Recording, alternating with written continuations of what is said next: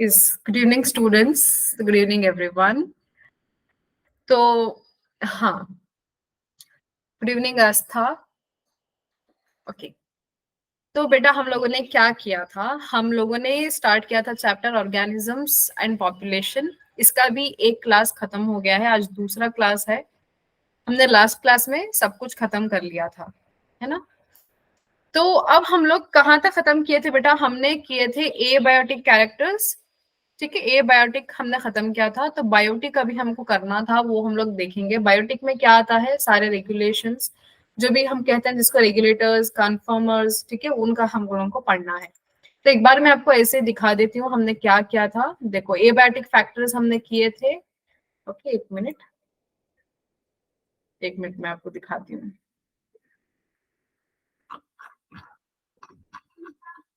क्योंकि कल की क्लास में कोई नहीं था, तो क्या ही कर सकते हैं, है ना? तो अब आप ज्वाइन हुए तो आपको मैं बता रही हूँ कि हमने क्या क्या कवर अप किया है.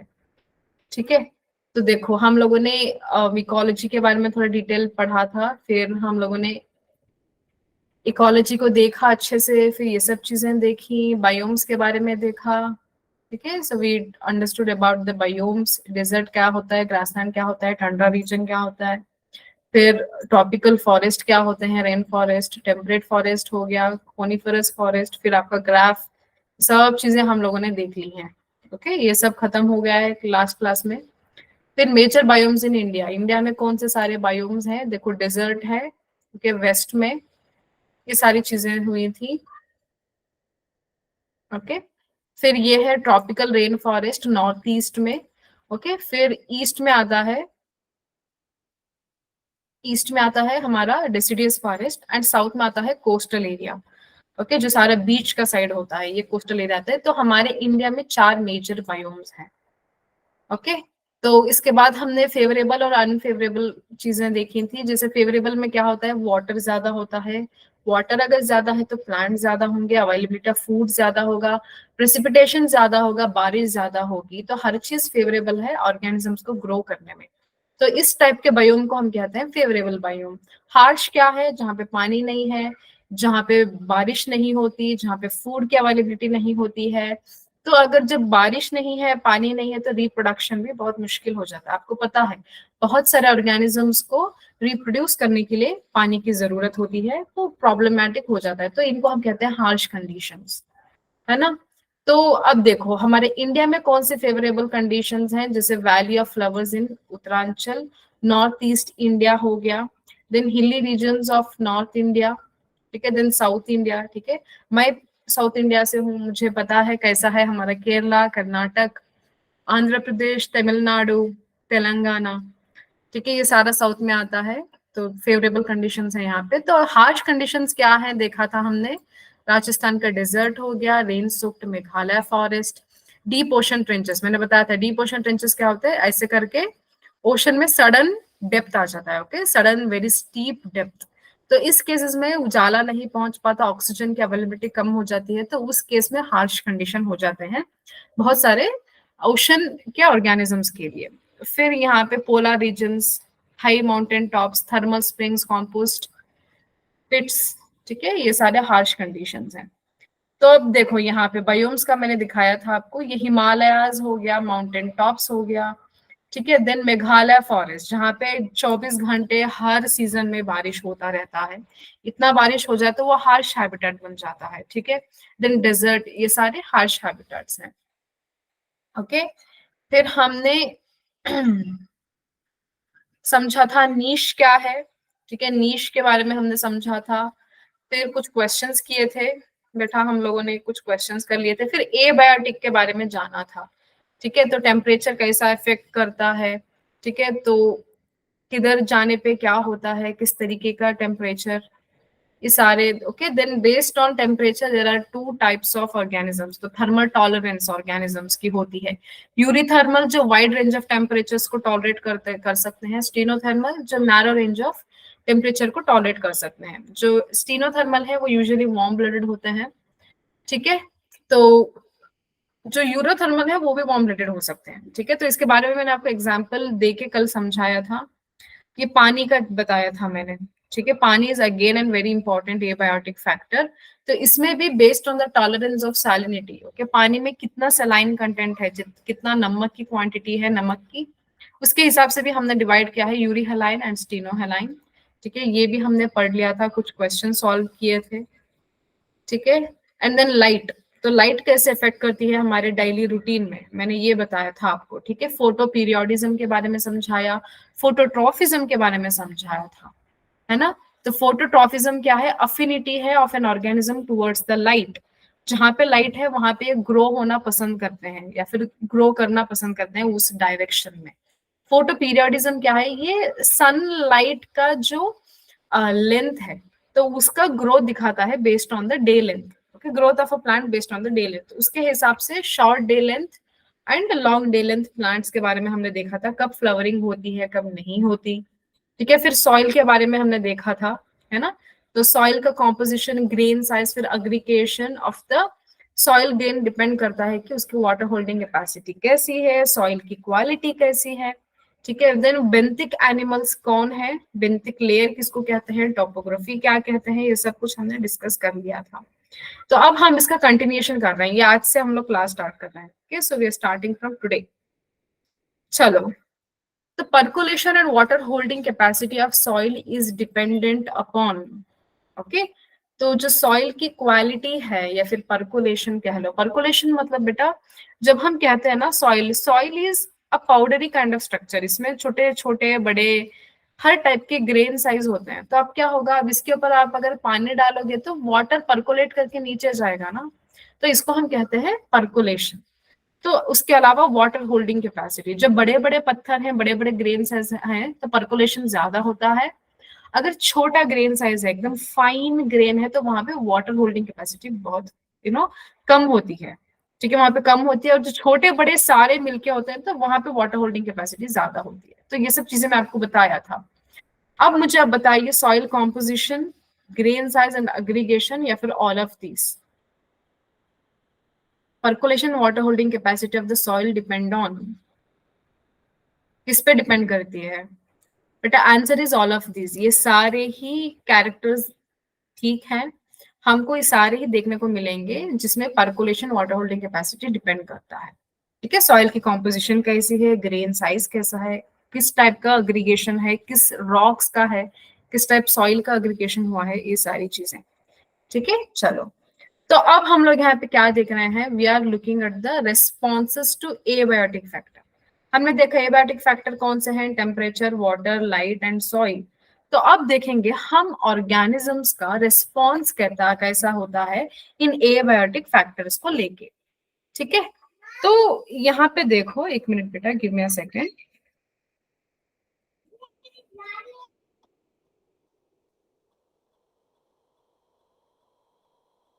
ओके, राइट, हाँ। तो यहाँ पे देखो, organisms maintain a constant internal environment. ठीक है, कुछ ऑर्गेनिजम्स होते हैं जो कांस्टेंट इंटरनल एनवायरनमेंट को मेंटेन करते हैं despite varying external environmental conditions. अब क्या होता है बेटा, हम कोई भी ऑर्गेनिजम्स की बात ले लें तो उस ऑर्गेनिज्म का एक पर्टिकुलर टेम्परेचर होता है, लेकिन उसका टेम्परेचर जितना है वो जरूरी नहीं है कि बाहर जो एनवायरमेंट है उसका भी टेम्परेचर सेम हो। बेटा बाहर का टेम्परेचर तो बदलता रहता है बेस्ड ऑन सीजन्स। मैंने आपको बताया था कल की क्लास में, क्या बोला था कि जो हमारा अर्थ है वो टिल्ट होता है, उसका एक्सिस जो है वो ऐसे बेंड होता है, तो उसमें हमको क्या मिलता है, एनुअल सीजन्स मिलते हैं। ओके, एनुअल वेरिएशंस की वजह से हमको सीजन्स मिलते हैं, जिसमें स्प्रिंग आता है, समर आता है, विंटर आता है, ऑटम आता है, रेनी सीजन आता है, ये सारे सीजन्स हमको देखने को मिलते हैं। तो इसका मतलब क्या है, वेरिएशन हो रहा है ना एबायोटिक फैक्टर में हमारे एनवायरमेंट में, बट फिर भी ओके बहुत सारे ऑर्गेनिजम्स क्या करते हैं, वो मेंटेन करते हैं हमारा बॉडी का इंटरनल टेम्परेचर को। उसको हम कहते हैं बेटा होम्योस्टासिस। ओके, होम्यो मतलब सेम, ओके, होम्यो मतलब सेम, ओके, तो स्टासिस का मतलब भी स्टैग्नेट समझ लो। ठीक है, तो सेम बॉडी का टेम्परेचर मेंटेन करके रखता है, जिसको कहते हैं homeostasis. Okay, so this is possible by following process. तो क्या होगा? अब आप मुझे पूछोगे मैम ये सारे ऑर्गेनिजम्स में ऐसा होगा? जैसे एनवायरनमेंट बदलता है क्या ये इंटरनल बॉडी टेम्परेचर उसका सेम रहेगा या बदलेगा? मैम कैसे होगा? तो ये चीजें हम कहाँ पे देखेंगे? अभी रेस्पॉन्सेस में देखेंगे। ठीक है, जो पॉसिबिलिटी क्या हो सकती है, जैसे समझो आप रेगुलेट जो है ना, रेगुलेटर्स जिसको कहते हैं, इनके पास जो बॉडी टेम्परेचर है वो इंटरनल बॉडी टेम्परेचर क्या है वो, एक मिनट बेटा।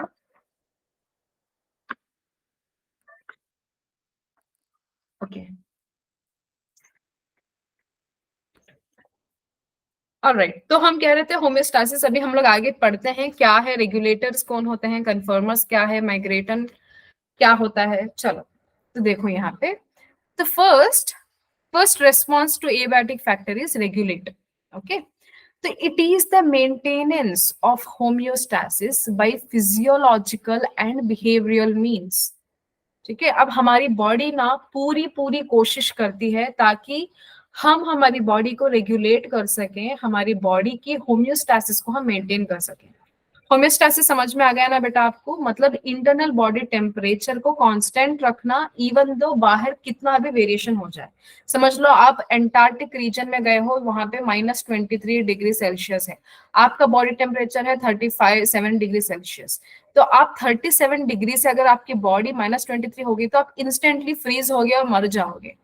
लेकिन हमको ये नहीं होने देना है, that is what we call it as regulation. तो रेगुलेशन हो रही है, मेंटेनेंस हो रही है हमारे बॉडी के होम्योस्टैसिस की। ठीक है, इंटरनल टेम्परेचर को कांस्टेंट रखने की पूरी कोशिश कर रहे हैं हम लोग। ठीक है, तो ये किस तरह से हो पाएगा? ये हो सकता है फिजियोलॉजिकल एंड बिहेवियरल मीन्स, हमारे बॉडी की फिजियोलॉजी में चेंजेस हो सकते हैं एंड हमारे बिहेवियर में भी चेंजेस आ सकते हैं। ठीक है, चलो, it ensures constant body temperature, जिसको हम कहते हैं thermo regulation. Thermo means heat, regulation मतलब मेंटेनेंस, हमारे बॉडी के हीट को मेंटेनेंस में रखना, इसको हम कहते हैं thermo regulation. Okay, then constant osmotic concentration. Okay बेटा, आपको पता है ऑस्मोटिक कॉन्सेंट्रेशन क्या है, ऑस्मोटिक प्रेशर क्या है? ठीक है, ये हम लोग पढ़ के आए हैं 11th की क्लासेस में। ट्रांसपोर्ट ऑफ प्लांट्स में आपने पढ़ा है ऑस्मोसिस क्या है। ठीक है, तो वहां पे डिफ्यूजन कैसे होता है। ओके, प्लास्मोलाइसिस क्या है, सारी चीजें हम लोग पढ़ के आए थे, अब मैं वो रिपीट नहीं करना चाहती। ठीक है, तो ऑस्मोसिस में क्या होता है बेटा, वाटर का सॉल्ट कॉन्सेंट्रेशन से यहाँ पे वेरी होता है। अगर सॉल्ट कहीं पे ज्यादा है तो पानी वहां पे मूव करेंगे। देखो बेटा, सिंपल भाषा है, जिस किसी भी सेल में अगर सॉल्ट ज्यादा है तो वाटर उस पर अट्रैक्ट होकर चलता चला जाएगा। ठीक है, तो सॉल्ट कम है तो वहां पे वाटर भी कम आएगा। तो इसी को तो कहते हैं ऑस्मोसिस, है ना? अभी मैंने डेफिनेशन देके नहीं समझा, बस आपको समझा रही हूँ। तो ऐसे ही सॉल्ट एंड पानी का वेरिएशन को ही तो हम कहते हैं ऑस्मोटिक रेगुलेशन। ठीक है, सॉल्ट कभी कम हो जाता है, सॉल्ट कभी ज्यादा हो जाता है, अगर सॉल्ट ज्यादा होगा तो पानी भी ज्यादा हो जाता है, तो ऐसे करके वेरिएशन होते रहते हैं। तो इसका भी रेगुलेशन हमारे बॉडी में होना बहुत ज्यादा जरूरी है। ठीक है, चलो, देन तो इसको हम कहते हैं रेगुलेशन, मेंटेनिंग करना हमारे बॉडी के ऑस्मोसिस को, ऑस्मोटिक कॉन्सेंट्रेशन को एंड बॉडी के टेम्परेचर को। अब मैम रेगुलेशन किन ऑर्गेनिजम्स में हो रहा है? ऑल बर्ड्स, सारे बर्ड्स में हो रहा है, मैमल्स में हो रहा है, and very few lower vertebrates and invertebrates. ठीक है, तो सारे मैमल्स में, सारे बर्ड्स में हो रहा है। तो समझो, अगर रेगुलेशन हो रहा है तो ये कैसे है? ये हाईली इवॉल्व ऑर्गेनिजम्स हैं, मतलब ये अपने बॉडी को मेंटेन करके रख रहे हैं। बाहर कितना भी टेम्परेचर वेरिएशन आए, कितना भी एनवायरमेंटल स्ट्रेस आ जाए, एबायोटिक स्ट्रेस आ जाए, इनके ऊपर कोई फर्क ही नहीं पड़ता, क्योंकि ये अपनी बॉडी को इस तरीके से रेगुलेट करे हुए हैं, मेंटेन करके रखे हुए हैं। तो ये एकदम से हाई वेराइटी ऑफ, क्या कहते हैं, हाई वेराइटी नहीं, बहुत अच्छे एडेप्टेड ऑर्गेनिजम्स हैं जो रेगुलेट कर पाते हैं। ठीक है, चलो, तो कैसा होता है थर्मोरेगुलेशन इन मैमल्स, वो देखते हैं। थर्मोरेगुलेशन कैसे होती है?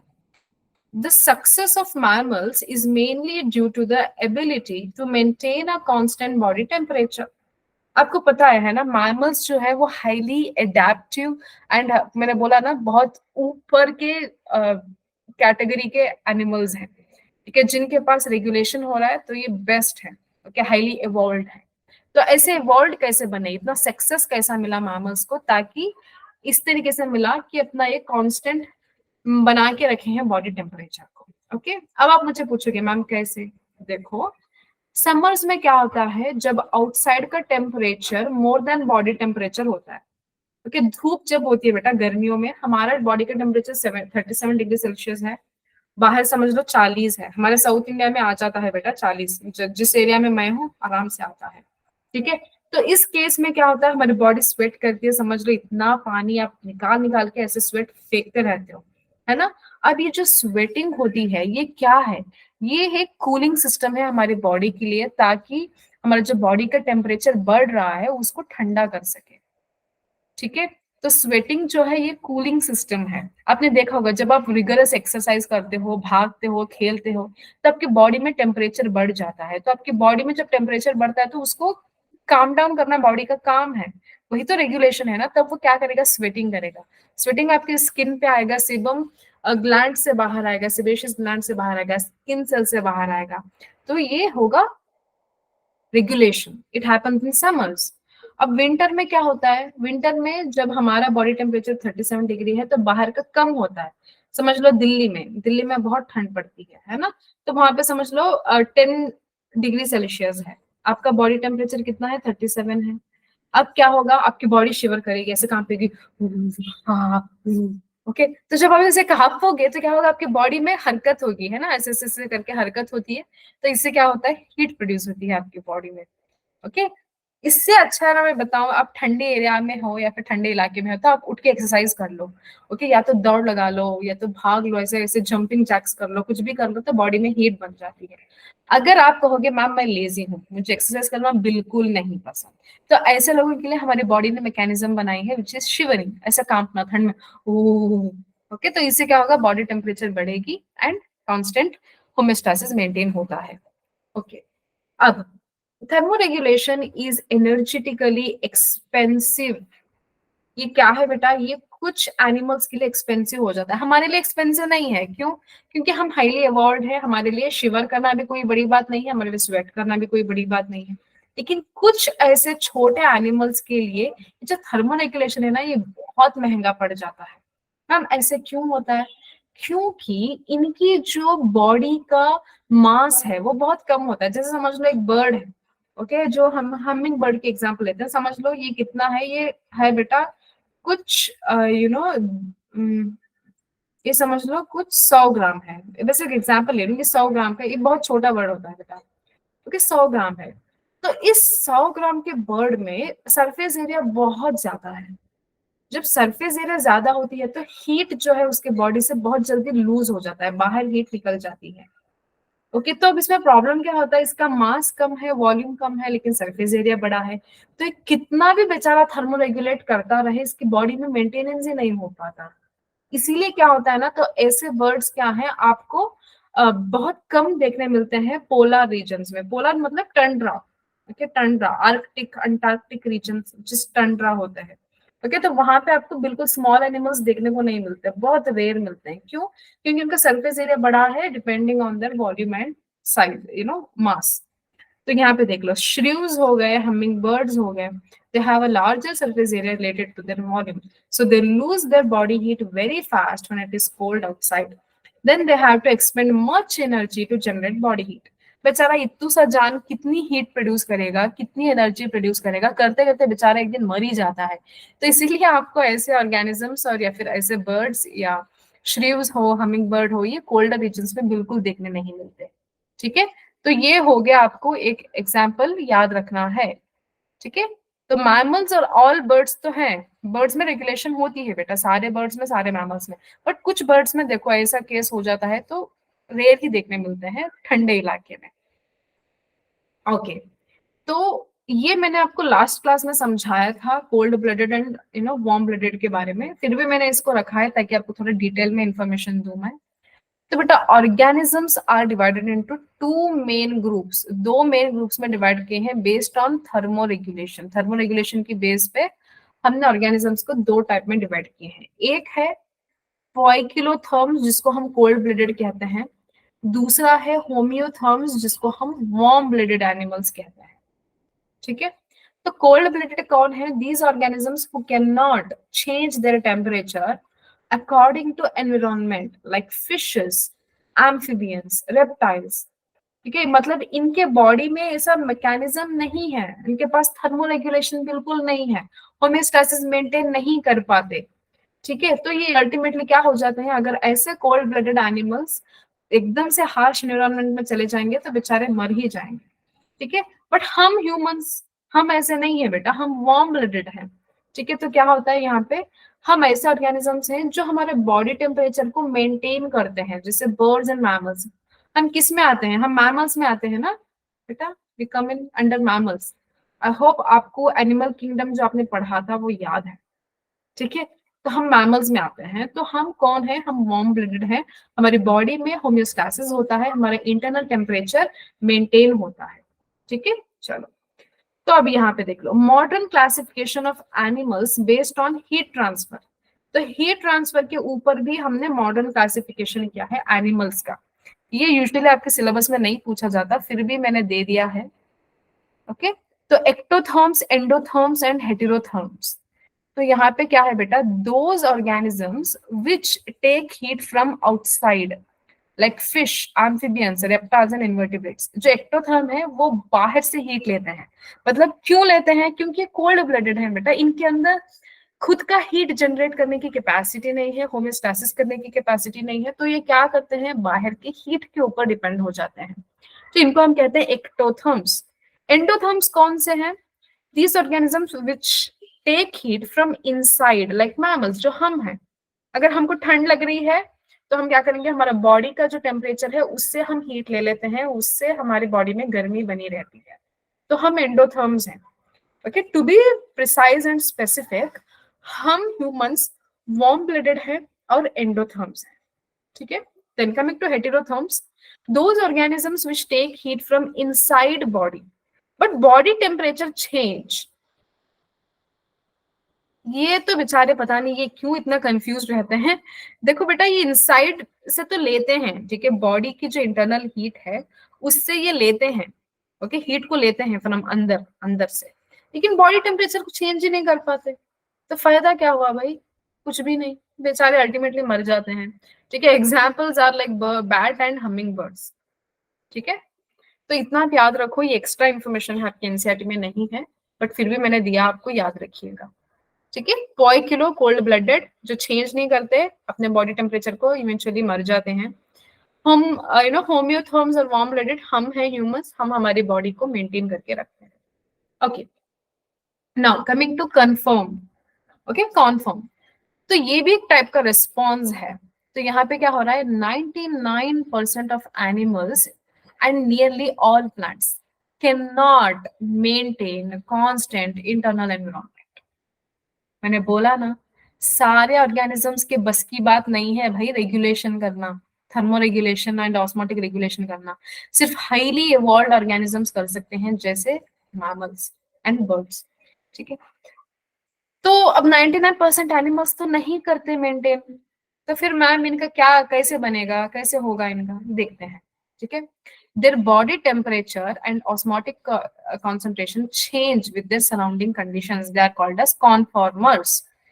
ओके, कॉन्फॉर्मर्स कहते हैं इनको। In aquatic animals osmotic concentration of body fluids changes with that of the ambient osmotic concentration. ठीक है, तो इनमें क्या हो जाएगा, अगर एम्बिएंट कंडीशन है तो ले लेंगे, अगर एबनॉर्मल है तो मर जाएंगे। इतना ही है भाई, सिंपल सा फंडा। ठीक है, तो इनको हम कहते हैं कॉन्फॉर्मर्स, क्योंकि ये अपने इंटरनल बॉडी का जो भी मेंटेनेंस है, होमियोस्टेसिस नहीं कर पा रहे हैं, तो अल्टीमेटली मरना ही के काम है। जो अच्छे से कर सकते हैं तो वो कॉन्फॉर्मर्स करते हैं। ठीक है, तो ये हो गया। अब यहाँ पे देखो, आपकी एनसीईआरटी ने एक ग्राफ दिया होगा बेटा, आपको एक ग्राफ दिया होगा। तो यहाँ पे देखो, ये इंटरनल लेवल है। ओके, जो वाई एक्सिस में देख रहे हो ये इंटरनल लेवल है, एक्स एक्सिस में देखोगे तो ये एक्सटर्नल लेवल है। ठीक है, ये एक्सटर्नल लेवल है। तो अब क्या हो रहा है, हमारी जो बॉडी टेम्परेचर है, जो रेगुलेटर्स की बात कर रही हूँ मैं, तो रेगुलेटर्स क्या है बेटा, एनवायरमेंट के जो टेम्परेचर है उसके साथ ये बैलेंस करके चल रहे हैं, सेम करके चल रहे हैं, है ना। तो अब देखो ये क्या है, एकदम लेवल में है, मतलब इंटरनल और एक्सटर्नल दोनों ही पैरेलली मूव हो रहा है, दोनों पैरेलल है। ठीक है, क्योंकि रेगुलेटर्स के अंदर होम्योस्टैसिस हो रही है, तो कुछ भी टेंशन वाली बात नहीं है, एक्सटर्नल लेवल के हिसाब से हम लोग पैरेलली मूव हो रहे हैं, रेगुलेटर्स की बात। ओके, तो पार्शियल रेगुलेटर्स क्या है बेटा? पार्शियल रेगुलेटर्स ये थोड़े टाइम के लिए ये मेहनत करते हैं, मतलब हाँ भाई हो रहा है नहीं हो रहा है, हो रहा है नहीं हो रहा है, लेकिन अल्टीमेटली ये अडेप्ट कर लेते हैं। ओके, अल्टीमेटली ये अडेप्ट कर लेते हैं। शुरू शुरू में इनको बहुत मुश्किल होता है, ठीक है, ये मेंटेन करना नहीं कर सीख पाते, ऑस्मोटिक रेगुलेशन नहीं हो पाता, टेम्परेचर रेगुलेट नहीं कर सकते, लेकिन इवेंचुअली कुछ टाइम के बाद ये अडेप्ट कर जाते हैं। इनको हम कहते हैं पार्शियल रेगुलेटर्स। ये ओरिजिनल रेगुलेटर्स नहीं है, ये एफर्ट लगाते हैं, मेहनत करते हैं। ओके, तो इनसे क्या बनता है? Partial regulators. कॉनफॉर्मर्स कौन है बेचारे? वो अलग ही तरीके से जाते रहते हैं, मतलब कैसा भी एनवायरमेंट हो, कैसा भी उनकी हालत रहे, बेचारे कुछ नहीं कर पाते, है ना। या तो ये फिजियोलॉजिकल चेंजेस लाएं, जो बहुत मुश्किल है, या फिर बिहेवियरल चेंजेस के थ्रू ये थोड़ा बहुत बच सकते हैं। जैसे मैं बताती हूँ आपको लिजर्ड्स, मैं आपके आगे जाके स्लाइड्स में बताऊंगी। लिजर्ड्स कि जो लिजर्ड्स हैं वो अगर ठंडा एरिया है तो वो गर्म में घुस जाते हैं, जैसे बिल होता है ना चूहों का, वैसे अंदर घुस जाते हैं। तो बिहेवियरल चेंजेस होते हैं। ओके, तो देखो ये कॉन्फॉर्मर्स हैं जो क्या हो रहे हैं बेटा, ना इंटरनल लेवल को मेंटेन कर पा रहे हैं ना एक्सटर्नल को, तो इनका ग्राफ ऐसे जा रहा है। ठीक है, ये कॉन्फॉर्मर्स हैं। Regulators parallel to external level, partial regulators starting में ये कॉन्फॉर्मर की तरह बिहेव करते हैं, बाद में रेगुलेटर्स की तरह आ जाते हैं। ठीक है, इतना आप याद रखो तो काफी है। अब देखते हैं, मैंने बताया ना कॉन्फॉर्मर्स उनके पास होम्योस्टैसिस की एबिलिटी नहीं है, तो ये कैसे करते हैं मैम? फिजियोलॉजी ने हाथ दे दिया, फिजियोलॉजी से कुछ नहीं हो रहा, तो बिहेवियरल चेंजेस हो सकते हैं क्या? कॉन्फॉर्मर्स कैसे अपने आप को बचाते हैं, रिस्पॉन्ड करते हैं एबायोटिक कंडीशंस को? देखते हैं। तो पहला है कॉन्फॉर्मर्स में कैसा उनका रेस्पॉन्स होगा, पहला होगा माइग्रेशन। ठीक है, तो यहाँ पे देखो, many animals like birds move away temporarily from stressful habitat to more hospitable area and return when successful period is sorry stressful period is over. तो माइग्रेट कर जाते हैं बेटा, अगर ये अनफेवरेबल कंडीशन आ गया, जैसे समझ लो पानी की स्केर्सिटी आ गई, बहुत ज्यादा धूप गर्मी है, नहीं बर्दाश्त हो रहा, तो ये क्या करेंगे, सारे झुंड में निकल के किसी और एरिया में चले जाते हैं जहाँ पे फेवरेबल कंडीशन है, हॉस्पिटेबल एरिया है, वहां पे जाते हैं, कुछ समय तक रहते हैं, फिर वापस अपने घर वो लौट के आ जाते हैं। ठीक है, तो इसको कहते हैं माइग्रेशन। एक एरिया से दूसरे एरिया को माइग्रेट करते हैं ताकि एक हेल्पफुल एनवायरनमेंट में रहे, ताकि इनको कुछ डैमेज ना हो। ये वापस फिर जब मेंटेन हो जाती है टेम्परेचर, सारा कुछ बैक टू नॉर्मल हो जाता है, तो ये वापस अपने घर पे आ जाते हैं। तो इसको हम कहते हैं माइग्रेट। ओके, तो एग्जाम्पल देखो बेटा, एग्जाम्पल्स याद रखना बहुत जरूरी है। During winter Keoladeo national park which is present in Bharatpur Rajasthan, ये जो राजस्थान का जो ये पार्क है, इसने कितने कंट्रीज के माइग्रेटरी बर्ड्स को मतलब घर बना के दिया है ना। देखो यहाँ पे host migratory birds coming from Siberia, Siberia से आते हैं birds, and then other extremely cold northern region से इस राजस्थान के कोयलाडो नेशनल पार्क में आके ये माइग्रेट करके रहते हैं कुछ टाइम तक। बाद में जब उनको लगता है कि हाँ भाई 2-3 महीने हो गए, अब हमारे घर में टेम्परेचर ठीक हुआ होगा, तो वापस चले जाते हैं। तो ये एक एग्जाम्पल है माइग्रेशन का। ठीक है, दूसरा कहते हैं हम इसको सस्पेंड। तो अब ये क्या है बेटा, यहाँ पे देख लो। In bacteria, fungi and lower plants, thick walled spores help to survive in unfavorable conditions। देखो हमने स्पोर्स के बारे में पढ़ा है, अगर आपने बायोलॉजिकल क्लासिफिकेशन को अच्छे से पढ़ा है, के बायोलॉजिकल क्लासिफिकेशन 11th क्लास का सेकंड चैप्टर, तो ये आपको पता होगा, है ना। तो हमारा फंगाई आप देखते हो ना, जो हमारे फंगाई, हमारे मतलब हमारे जो अर्थ में है वो फंगाई, तो फंगाई एंड बैक्टीरिया में क्या होता है बेटा, जब अनफेवरेबल कंडीशंस आ जाते हैं तो वो क्या बनाते हैं, वो एक स्पोर बनाते हैं जिसको हम कहते हैं एंडोस्पोर। वो एंडोस्पोर बना के एकदम थिक मटेरियल होता है बेटा उनका, कितना भी पानी कम हो, कितना भी धूप हो, कितना भी स्केर्सिटी हो किसी भी चीज की, ये क्या करते हैं, ऐसे ही पड़े हुए होते हैं।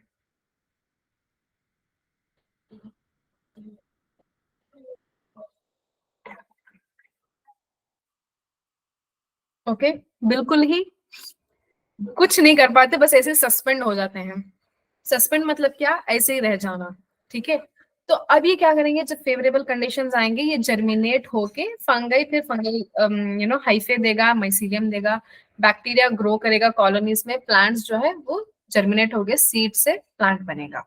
तो यहाँ पे देखो, in higher plants seed and some vegetative reproductive structures serve tide over periods by stress by reducing their metabolic activity. कुछ सीड्स ऐसे हैं बेटा, इन्होंने क्या करने हैं, अपने मेटाबॉलिक एक्टिविटी को ये वापस ले लेते हैं, रिड्यूस कर लेते हैं, ताकि क्या होता है, जब ये मेटाबॉलिकली एक्टिव है तो इनको क्या होगा, कंडीशंस नहीं फेवरेबल नहीं है, तो ये इवेंचुअली मर जाते हैं। तो इसीलिए मरने से बेटर है ये अपना मेटाबॉलिक एक्टिविटी को कम करके सस्पेंड हो जाते हैं, ताकि जब फेवरेबल कंडीशन आए तब अच्छे से जर्मिनेट हो पाए, तब अच्छा मॉइस्चर होगा, तब अच्छा टेम्परेचर होगा।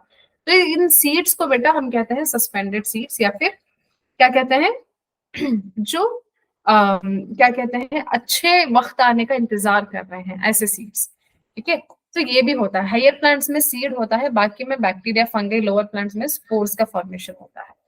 अब आप मुझे पूछोगे, हाँ मैम प्लांट्स में तो सीड्स ऐसे करेंगे, हायर प्लांट्स में, स्मॉल ऑर्गेनिजम्स में तो स्पोर्स होते हैं, एनिमल्स में क्या होता है? एनिमल्स में बेटा 3 इंपॉर्टेंट स्टेजेस हैं, ये याद रखो, ये बहुत बार पूछा गया है। एनिमल्स में हाइबरनेशन होता है। हाइबरनेशन का क्या मतलब है, जब बहुत ज्यादा ठंड होती है, बहुत ज्यादा बाहर ठंड होती है, तो ये क्या कर जाते हैं, हाइबरनेशन में कुछ एनिमल्स ये सो जाते हैं, ताकि अवॉइड कर सके कुछ भी काम करना। ठंड में क्या काम करेगा बेचारा, है ना, तो इसलिए क्या करता है, गर्म से सो जाता है। तो इसको हम कहते हैं विंटर स्लीप।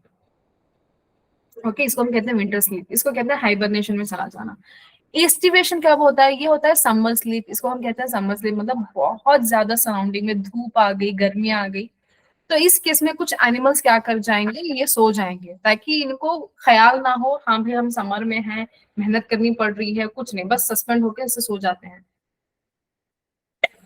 एग्जाम्पल्स, कुछ स्नेल्स हो गए, फिशेस हो गए, ठीक है। हाइबरनेशन के लिए देखो यहाँ पे bear, okay, bears are the best example, okay, polar bear हो गए, बेयर्स हो गए। Aestivation is a summer sleep, hibernation is a winter sleep.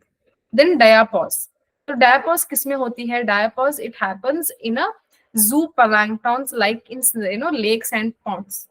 जू प्लैंक्टन्स बेटा छोटे से छोटे माइक्रो ऑर्गेनिजम्स होते हैं, जो क्या करेंगे, डायापॉज स्टेज में चला जाता है, मतलब ये बिल्कुल ही जैसे अधमरे से हो जाते हैं, फिर जब फेवरेबल कंडीशंस आए तब वापस ये ग्रो करने लग जाते हैं। तो ये होता है छोटे से उन प्रोटोजोवंस में, जो प्लैंक्टन्स हम कह सकते हैं, ओके, प्लैंक्टन्स, तो उनमें होता है, ठीक है। तो दिस इज अबाउट सस्पेंड। तो माइग्रेट हो गया, सस्पेंड हो गया, ये 2 चीजें आपको देखने को मिलती हैं फॉर द कन्फर्मर्स, जो अपने बॉडी के टेम्परेचर को, होम्योस्टैसिस को मेंटेन नहीं कर पाते, तो आइदर वो माइग्रेट कर जाते हैं या फिर वो सस्पेंड कर देते हैं, ठीक है। Then what is the mechanism to maintain optimum body temperature of an organism? तो कोई भी एक ऑर्गेनिज्म में बॉडी टेम्परेचर को ऑप्टिमम कंडीशन में मेंटेन करके रखना, इसका क्या मैकेनिज्म है, इसका नाम क्या है, एक्चुअली ये नाम पूछ रहा है, मैकेनिज्म का नाम। ये साथ, प्रेशर नहीं बेटा, प्रेशर नहीं होता। ऑस्मो रेगुलेशन में क्या होता है, सॉल्ट कॉन्सेंट्रेशन रेगुलेट होता है। थर्मो रेगुलेशन में हीट, बॉडी हीट, तो सी इसका आंसर है, ठीक है। So thermo regulation is the mechanism to maintain the optimum body temperature of an organism. अगर हमारे बॉडी में 37 डिग्री सेल्सियस है, तो हमारी बॉडी इसको मेंटेन करती है, होम्योस्टैसिस करती है, तो उसको हम कहते हैं थर्मो रेगुलेशन, ठीक है, सी इज द आंसर। चलो दूसरा question, to avoid summer related problems such as heat and desiccation, fish undergoes, summer को अवॉइड करने के लिए फिश हो गया, तो ये क्या करता है बेटा, हीट को अवॉइड करने के लिए हाइबरनेशन में जाता है, डायापॉज में जाता है, या इस्टिवेशन में जाता है, या फिर नन ऑफ दिस? यस आस्था वेलारी,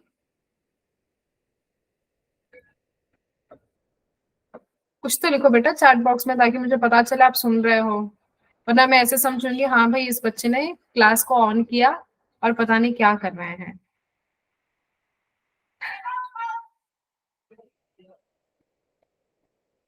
अभी अभी मैंने बताया, hibernation is a winter sleep, aestivation is a summer sleep, aestivation है बेटा, उसको समर स्लीप कहते हैं, ठीक है।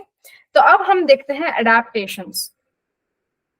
ओके, तो एडेप्टेशन है क्या? Adaptation is nothing but it is the morphological, physiological and behavioural attribute that enables an organism to survive and reproduce in its habitat।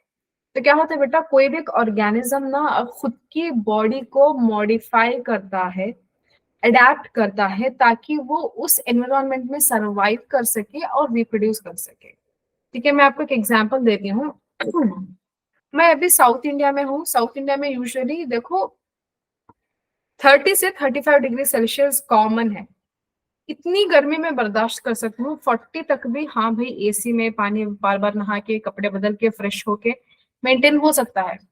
अब मैं हमेशा इसी टेम्परेचर में रहने वाली लड़की हूँ। अब मैं क्या करूंगी, मुझे काम मिल गया कश्मीर में। अब मैं क्या हो गई, मैं कश्मीर चली गई। तो कश्मीर में अगर मैं देखूं तो वहां पे 10 डिग्री सेल्सियस है, 12 डिग्री सेल्सियस है। तो अब मेरी बॉडी जो 30-35 के लिए एडजस्ट थी टेम्परेचर के लिए, अब इसको कब कौन से टेम्परेचर में एडजस्ट होना है,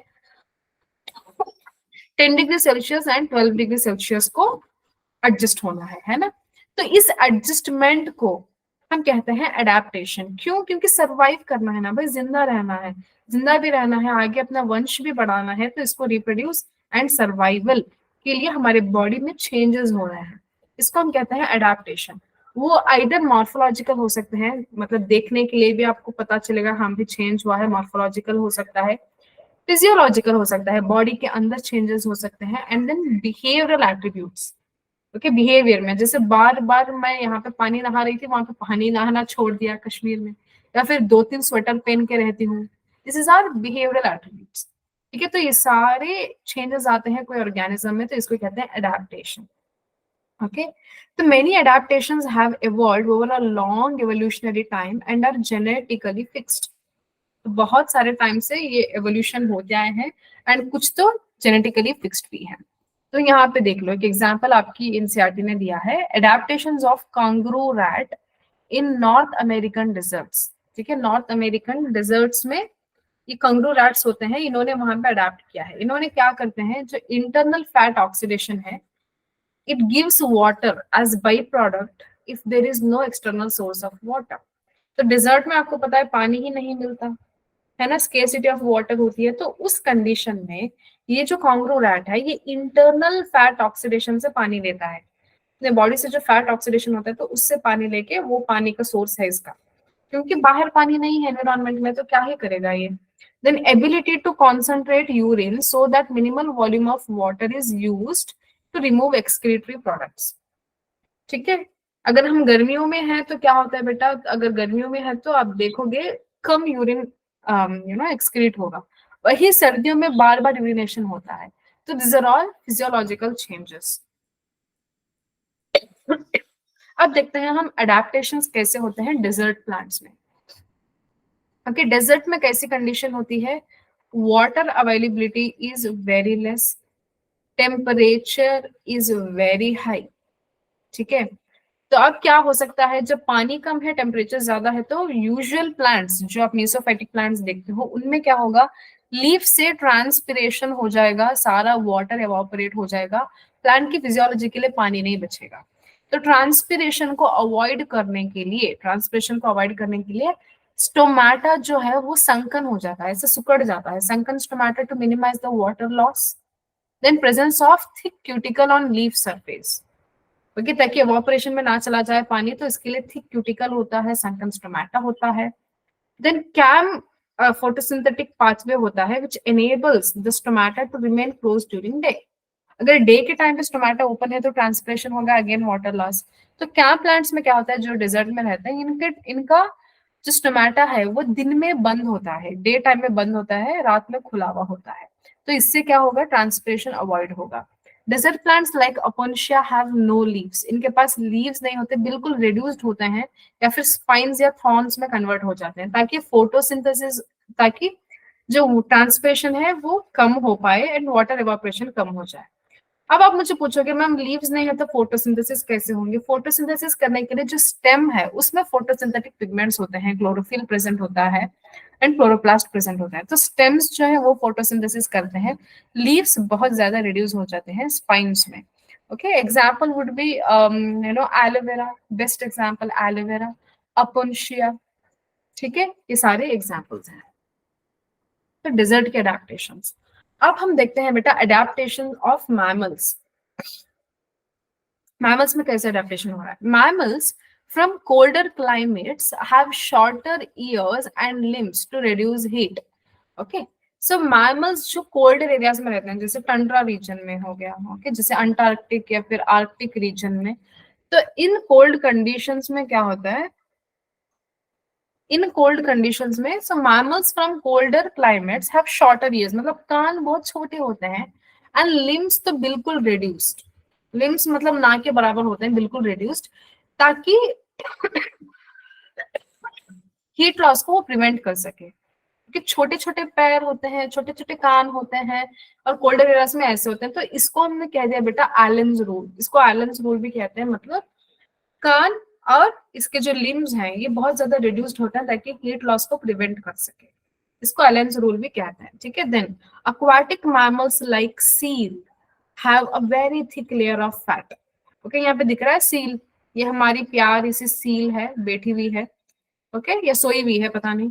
तो aquatic mammals like seals have thick layer of fat जिसको हम कहते हैं ब्लबर, ब्लबर। तो ये स्किन के नीचे होती है, ये एक इंसुलेटर की तरह एक्ट करती है ताकि ये रिड्यूस कर सके लॉस ऑफ बॉडी हीट को, अपने बॉडी हीट को बाहर ना जाने दे, इसलिए ये क्या करती है बेटा, एक थिक फैट बना लेती है अपने स्किन के नीचे। तो ये ब्लबर है, देखो आपने सील को हमने काट के आपको दिखा रहे हैं, ये सारा जो है ये सारा फैट है, all this is flat, this is blubber. तो इस ब्लबर की वजह से ये सील सर्वाइव कर पा रहा है कोल्डर कंडीशंस में, बॉडी हीट को बाहर नहीं जाने दे रहा, ठीक है। तो ये एग्जाम्पल्स हैं। Now Archaebacteria are found in hot springs and deep sea hydrothermal vents where temperature is above 100 degree Celsius.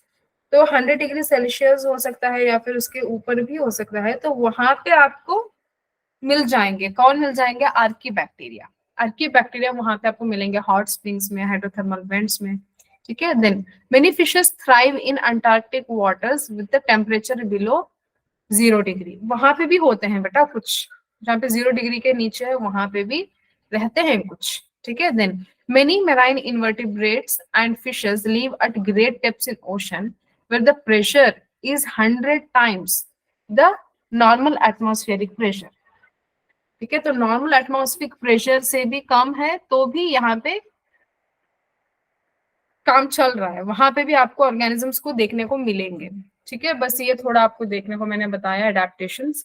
Then at high altitude, मतलब आप पहाड़ चढ़ते जाओगे, ऊपर चलते जाओगे, तो वहां पे आपको क्या होता है, ऑल्टीट्यूड सिकनेस होता है, मतलब आपका जो हार्ट का जो रेट है वो एकदम से बढ़ जाता है, आपको थकान से महसूस होती है, सर घूमने लगता है, इसको हम कहते हैं ऑल्टीट्यूड सिकनेस, ठीक है। इससे आपको कमजोरी जैसे महसूस होता है। ये होता क्यों है, because of low atmospheric pressure and body does not get enough oxygen. अब जितना ऊपर जाते जाओगे प्रेशर बढ़ता जाएगा, ऑक्सीजन का लेवल कम होता जाएगा, तो जैसे प्रेशर बढ़ेगा ऑक्सीजन का लेवल कम होगा, आपकी बॉडी में चेंजेस स्टार्ट हो जाएंगे, ठीक है। तो ये एक चीज है, ये एक चीज है आपको याद रखना है, okay. Then gradually we acclimatize the situation and body compensates low oxygen availability by increasing RBC। अब क्या होगा, अब आप नए बंदे गए हो, आपकी बॉडी ने इतना सब कुछ प्रॉब्लम की अल्टीट्यूड सिकनेस किया, अब आप क्या करोगे, उसी एरिया में कुछ 6 से 9 बॉडी ने जनरली उस एनवायरनमेंट को अडेप्ट करना स्टार्ट किया, एक्लिमेटाइज करना स्टार्ट किया, ठीक है। तो अब आपकी बॉडी क्या करेगी, आपको पता है ऑल्टीट्यूड में हो तो ऑक्सीजन कम है, तो बॉडी में आरबीसी सेल्स ज्यादा हो जाएंगे और अवेलेबिलिटी ज्यादा हो जाएगी ताकि ब्रीदिंग रेट भी ज्यादा हो सके, and then decreasing in the binding capacity of haemoglobin. तो ऐसे करके हमारी बॉडी अडेप्ट करती है, एक्लिमेटाइज करती है बेस्ड ऑन अपर एनवायरनमेंट, ठीक है। तो डेजर्ट के जो लिजर्ड्स होते हैं उनके बारे में यहाँ पे देखो, desert lizards they bask in the sun and absorb heat when their body temperature is low. मतलब ये धूप सेकने का होता है, बास्क मतलब धूप सेकना, ये जो डेजर्ट के लिजर्ड्स होते हैं ये क्या करते हैं बेटा, सन में आते हैं ताकि ये धूप सेक सके एंड हीट को एब्जॉर्ब कर सके, okay, when their body temperature is low, but move into shade, लेकिन ये शेड में चले जाते हैं when the ambient temperature starts increasing, ठीक है।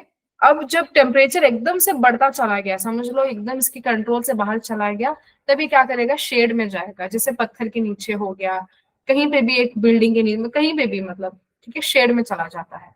ओके, ये डेजर्ट लिजर्ड्स का कहानी है। ओके, ये क्या है, एक बिहेवियरल अडेप्टेशन है। इसको कंट्रोल नहीं हो पा रहा तो छाव में चला गया, जब धूप कम है तो सेकने के लिए बाहर आ गया, ठीक है। Then some species burrow into soil and to hide and escape from above ground heat। आपने देखा होगा कुछ डिजर्ट में ऐसे ऑर्गेनिजम्स होते हैं जिनको शेड भी नहीं मिल पाती, तो उस केस में क्या करेंगे, ये गर्मी से प्रिवेंट होने के लिए मिट्टी के अंदर बरो करके चला जाते हैं। ओके, मिट्टी के अंदर ये घुस घुस के ऐसे करके चले जाते हैं, डीप बरो बना के, ताकि वहां पे छिपे रहे और इनका हीट जो है बॉडी का वो लॉस ना हो पाए, क्योंकि ग्राउंड में आएंगे तो एकदम से सूख जाएंगे, वाटर अवेलेबिलिटी नहीं है, सूख गए, मर गए, क्या है भाई टेंशन। तो इसीलिए ये कहते हैं कि हाँ भाई मैं मिट्टी के अंदर ही रहूंगा। तो ये भी एक बिहेवियरल अडेप्टेशन है, ठीक है। So we call them as behavioural adaptation. Okay, और ये जो हमने देखा ना, ये क्या है बेटा, ये बायोकेमिकल अडेप्टेशन है, जो आपकी बैक्टीरिया में हो रही है बायोकेमिकल अडेप्टेशन है। मैंने बताया कुछ फिशेस हैं जो बिलो 0 डिग्री भी है, वो भी बायोलॉजिकल बायोकेमिकल अडेप्टेशन है। देन कुछ फिशेस एटमॉस्फेरिक प्रेशर को पार करके रहना है वो, फिर ये जो है कि ऑल्टीट्यूड सिकनेस, मैंने बताया ना आपकी बॉडी में आरबीसी बढ़ जाना, ये सारे जो है फिजियोलॉजिकल एंड बायोकेमिकल अडेप्टेशन है। जो मैंने ये बताया, ओके, जो लिजर्ड है वो धूप में आएगा सेकने के लिए या फिर छांव में जाएगा, ये बिहेवियरल है, ये बिहेवियरल अडेप्टेशन है, ठीक है। So there is a question on the screen, which of the following choices is not a reason for birds migration? Bird का माइग्रेशन होने के लिए कौन सा रीजन नहीं है? Okay, to sleep through the winter, to raise offsprings in a safe place, to find enough food to survive, to move to an area with warmer weather. Yes, tell me. Which of the following choices is not a reason for birds migration? कि birds का migration करने के लिए कौन से यहाँ पे जो है वो not, आपको देखना है कि not a reason, ये reason नहीं है migrate करने का। To sleep through the winter, to raise offsprings in a safe place, to find enough food for to survive। देखो बेटा, आपने एक भी सवाल का आंसर नहीं दिया आस्था वलेरी, बेटा कोशिश करो, कौन सा आपके हिसाब से आंसर हो सकता है? बहुत इजी क्वेश्चन है। माइग्रेशन का क्या मतलब है मैंने आपको समझाया, एक प्लेस से दूसरी प्लेस में जाता है एनवायरमेंटल कंडीशंस को अवॉइड करने के लिए।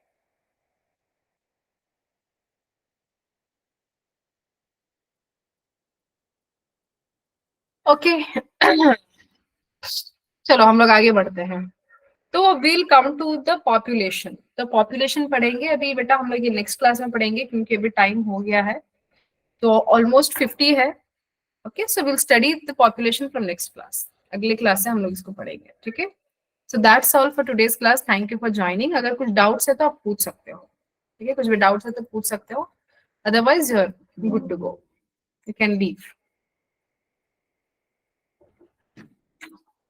कुछ डाउट है आस्था वलेरी?